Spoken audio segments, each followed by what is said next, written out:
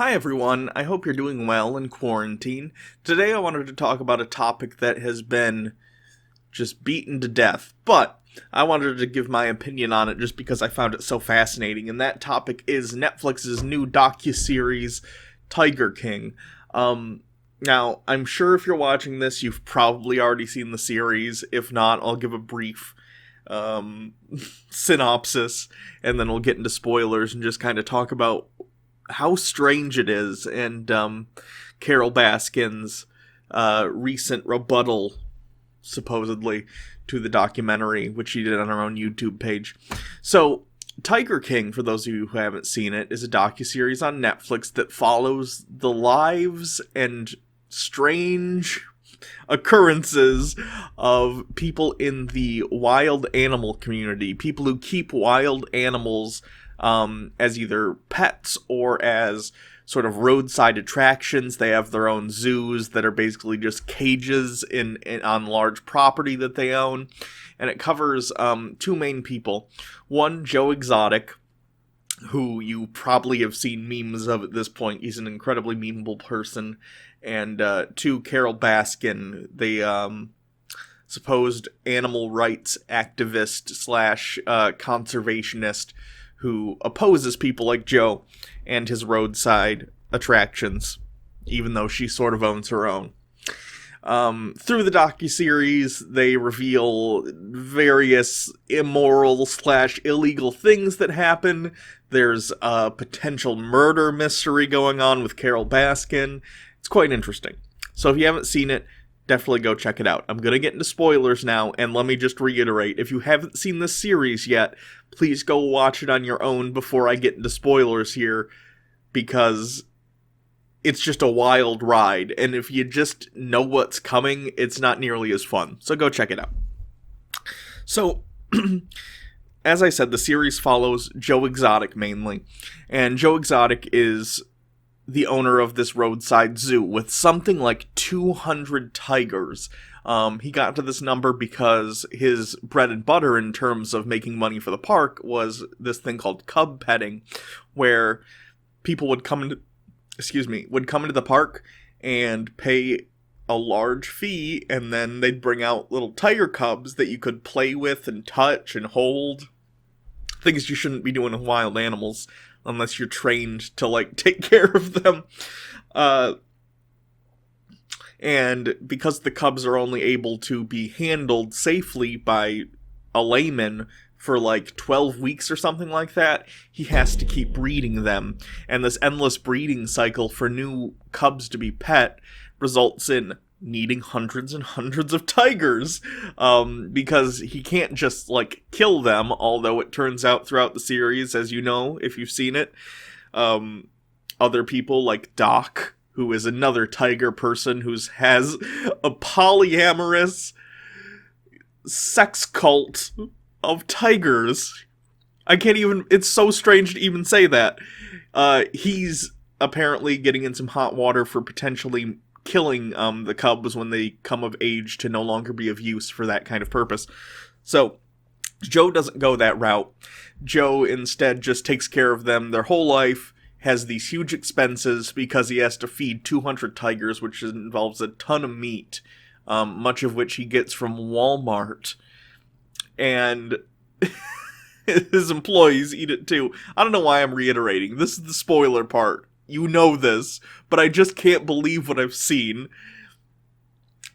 Anyway, so Joe's this insane person. He's an insane person who doesn't care about the tigers, it doesn't seem like. He cares about his profits. If he cared about the tigers, he wouldn't keep breeding them and have fucking 200 of them. Now, on the other side of this, we have Carol Baskin. Carol Baskin, who has a tiger conservatory, a tiger refuge where she adopts or rescues big cats from circuses, other roadside attractions like Joe's, stuff like that. Although her business actually started as a place much like Joe's that her husband started years back, her now deceased missing husband. So I find this documentary incredibly interesting for multiple reasons. For one, I'm a huge fan of anything that dives deep into narcissists. I don't know why. I find it fascinating. Which, for those of you who follow me on Twitter, you know how I feel about Elon Musk, and I kind of put him in the same category, although he's a billionaire narcissist. And stuff like that. Stuff like Christine Chandler, if you've ever watched the documentary series on her on YouTube. If you've seen, I don't know, anything I've said about Donald Trump. I just find these figures who are so full of themselves and are willing to hurt others, and in this case animals, in order to further their own goals. I find it fascinating. And I've seen this interesting thing online where certainly everyone in this docuseries is an asshole in their own way. But I've noticed almost, and it's not a majority of people necessarily, but a decent number of people have actually gone to bat for Joe on this, Joe Exotic, and claimed that he's being mistreated somehow. And I'll agree to an extent, at least on the criminal front. It's very clear that the other guy, who was a business partner from Las Vegas, he definitely kind of set him up in the way he went about getting him to give money to a guy to kill Carol Baskin. However, based on his behavior, Joe clearly would have done so regardless. Joe is an insane person who on camera would regularly threaten Carol Baskin. He sent her snakes in the mail. He shot a dummy of her on camera. Not only that, on top of this, he lured young straight men and with the promise of drugs got them to enter into a polyamorous marriage with him and further relationships. The guy's a scumbag. The guy's a nutcase. The guy is awful. And as fun as it is to meme about him, he's a piece of shit. He's like one of the worst. I mean, how do I put this? Elon Musk probably does more damage in the sense that he's a billionaire and he has a lot more power. But I've never seen a narcissist so brazenly destroy lives around him and take advantage of others. Paying his employees like $150 a week, and they're all clearly... I respect that he, on the one hand, employs people who are homeless, people who are ex-felons, but it's clear he's doing so that he has the upper hand and is allowed to take advantage of them, paying them $150 a week, feeding them off of the disgusting Walmart rotting meat truck that comes every week or whatever. He's awful. And don't worry, I'm going to get to Carol Baskin, but it's just interesting to me that I've seen people be like, "Oh, Joe, he got the wrong end of the stick on that one. He's just a crazy guy." No. He's abusing those animals by having so many and keeping so many in small cages with each other. He treats people like shit. He only cares about his bottom line. He's vindictive to the extent that he actively threatens a woman who's just a competitor to him, basically, in business, who doesn't even live in the same fucking state. It's insanity. So Carol Baskin. Carol Baskin, as I stated earlier, runs a tiger sanctuary, I believe in Florida, where she had converted what was once a zoo built by her ex, now missing husband, and converted it into a sanctuary where there's no more cub breeding, although there was cub breeding early on before it was a sanctuary. And she's changed the entire image to this sanctuary. Now, don't get me wrong, I've also seen people online claim that her zoo looks just as bad as Joe's. I disagree. Her cages are a little bit bigger, and not only that, more importantly, there are fewer tigers per cage. So they have more space to kind of be on their own and stuff. Don't get me wrong, it's still not a good environment for tigers. I imagine tigers in the wild require just huge tracts of land to be happy, because they're predatory, and I imagine they like to hunt, and they like to prowl the sort of, like, areas that they are used to, which they can't do in captivity. But if you're gonna have a place that's a sanctuary where you're rescuing these cats who can't be reintroduced into the wild, it's fine, I guess. Weirdly, the best environments looked like that doc guy's house, who has the weird sex cult. He had amazing tiger, like, areas for them to be in. Really well, landscaped and, like, really clean looking, expensive looking. Say what you want about that guy's weird sex cult, and it is a weird sex cult.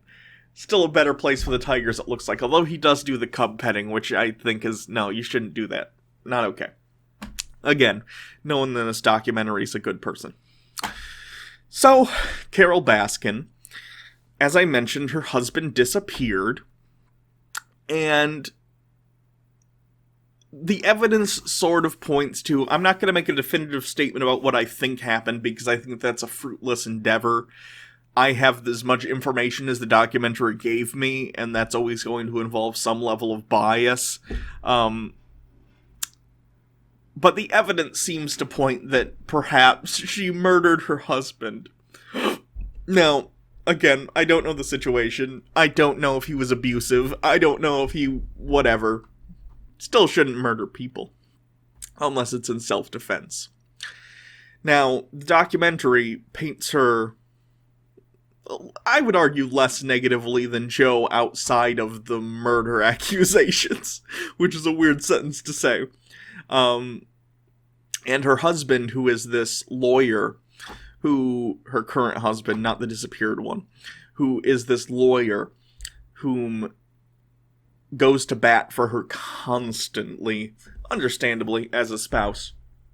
So now that we're all caught up on everything, I wanted to talk a little bit about the video that Carole Baskin's channel put out a few days after Tiger King came out. Maybe it was a week or so later, something like that. It's recent.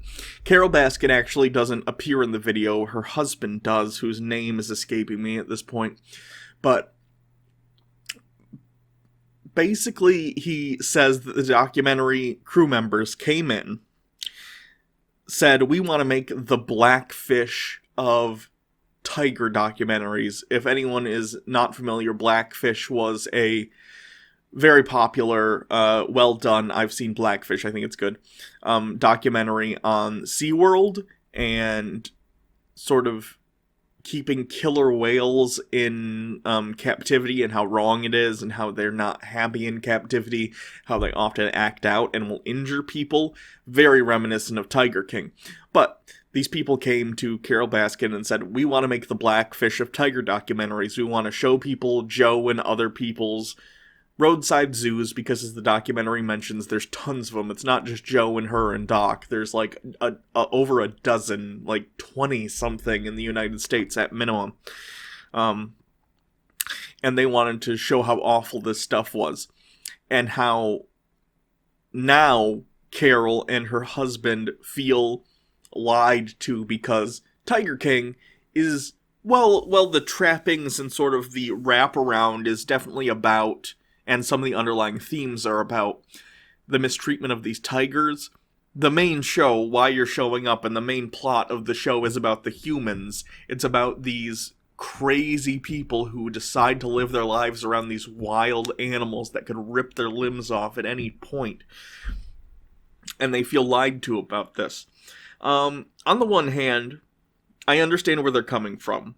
I understand thinking that you're helping make this documentary that's like, hey, let's talk about the tigers and their plight and how bad this is, and then it feels like a bait and switch when you actually see the documentary and it's not about that.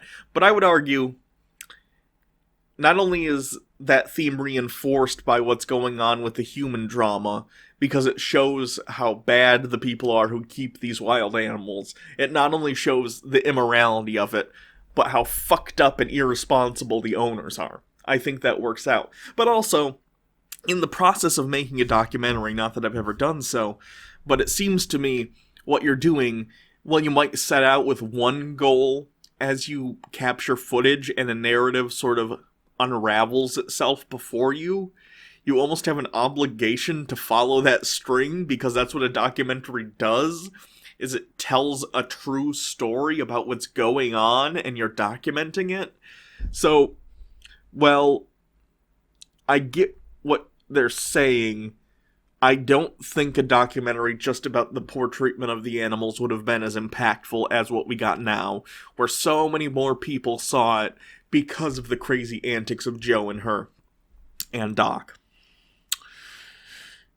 Now, they're also upset about the mentions of Carol Baskin's husband disappearing.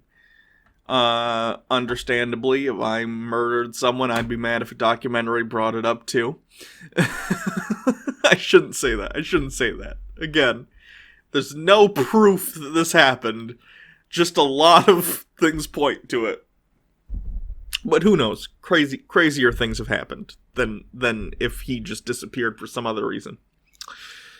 That I'd also have to take issue with. They're mad about. Like, you don't get embroiled in a murder plot, whether or not you did it, even if you're just accused, and then invite documentary filmmakers onto your property multiple times and expect them not to talk about it. Now, you can say that's right or wrong on the part of the documentary for not being open about how much they were going to talk about that. But of course they're going to talk about that. They're documentary filmmakers. It's their job to make an entertaining piece of media that shows something that happened in the real world. Murder sells. So, that's not all that shocking. But other than that, the Carol Baskin husband reply to the documentary, overall, they don't like it because they felt it detracted from the tigers and it painted her in a bad light, which I think is mostly her fault. She is a strange one. As much as Joe Exotic's crazy, but he wears this crazy on his sleeve. Carol Baskin is crazy, but tries to hide it. But, like, just through the things she says and the way she says it, you can tell something's going on in there. Again, I'm extrapolating. This is not a definitive statement as to what happened. So, Joe ends up in prison in a murder-for-hire plot, which is outlined in the documentary. And apparently, they're working on Season 2. I'm curious what they're going to do in Season 2, because it seems like they mostly covered everything, unless they plan on going out and doing actual investigation. For instance, the Carol Baskin dead husband plotline, for lack of a better word, sort of just fizzles out. That's because in real life, the investigation fizzled out. Her brother was involved in the police, and it's possible he helped kind of stop the investigation, but regardless, the investigation stopped. I've heard and read a couple articles that say the local news stations, since the documentary, since they're getting so many new tips and stuff since the documentary, that they're going to investigate some of these, but I highly doubt they're going to find any new evidence in a 20, 30, 40, however long ago it was, cold case. Especially considering she may have fed his body to tigers, in which case that evidence is long gone. I don't know. I think Tiger King is a great documentary for today and now. It involves insane narcissists, which we have a huge problem with here, at least in the United States. I'm sure it's a global problem as well, but I'm talking about narcissists in power. Imply whoever you don't like, I guess, as the person I'm talking about, but, you know who I'm talking about. We have a problem with rampant, unchecked capitalism that cares about profit over the well-being of not only animals, but employees. We have a morbid fascination with the macabre. We have, I don't know, we just love sensationalism. And all these things happen to come together incredibly well in Tiger King. So, even though I said at the beginning, you should definitely watch it, if you still didn't and you watched this all the way through, please go watch Tiger King. I'm sure there's plenty I'm missing. It's hours long. It's insanity. It's amazing, and I love it. If they do a season 2, I'm all over it.